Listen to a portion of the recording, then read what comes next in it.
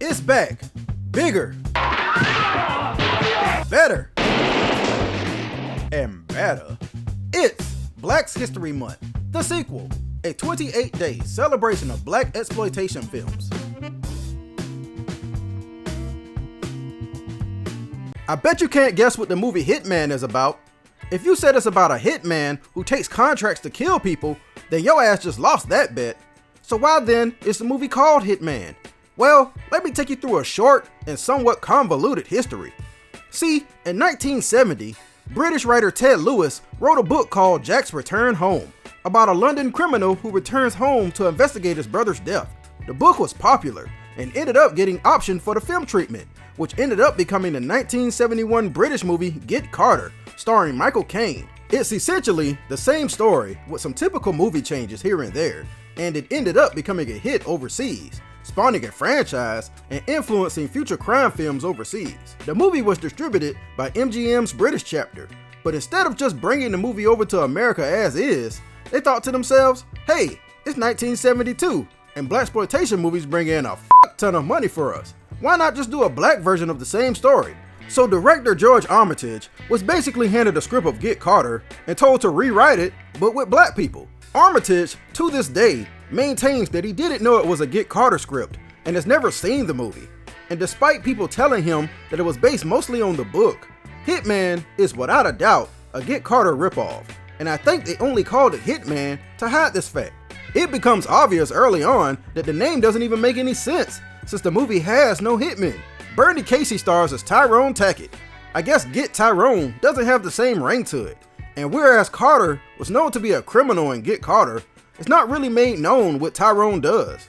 It's insinuated in one scene that he was a cop, then it's kind of insinuated that he was a criminal. But then later on, it's made known that he used to recruit girls for a porn agency. That part makes sense because the movie is littered with porn and sex. The story goes exactly the same as Get Carter and Jack's Return Home. Tyrone returns home to investigate his brother's murder, but believe me, he's in no hurry to figure it out.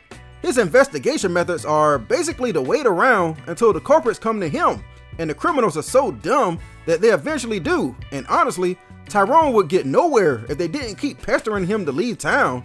In no scenes does Tyrone actually instigate confrontation.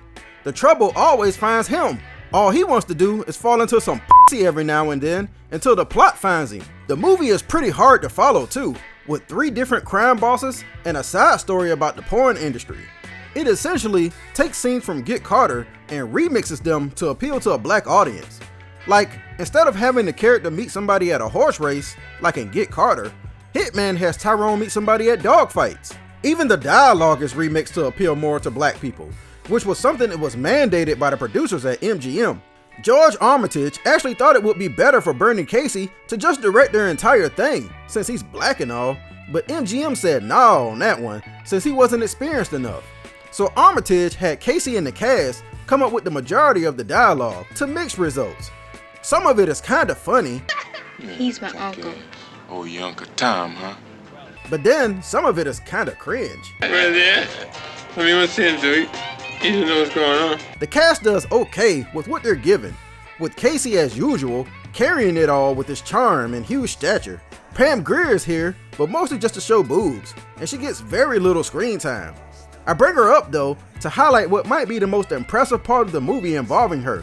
Slight spoilers, but it's too crazy not to show. Check this out.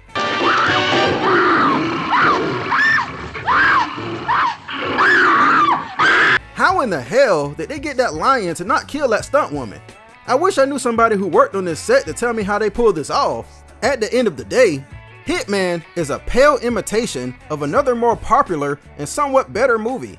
It benefited from the time period and still made $1.20 million, despite not being all that entertaining to me. At least it was better than the 2000 version of Get Carter, so it has that going for it.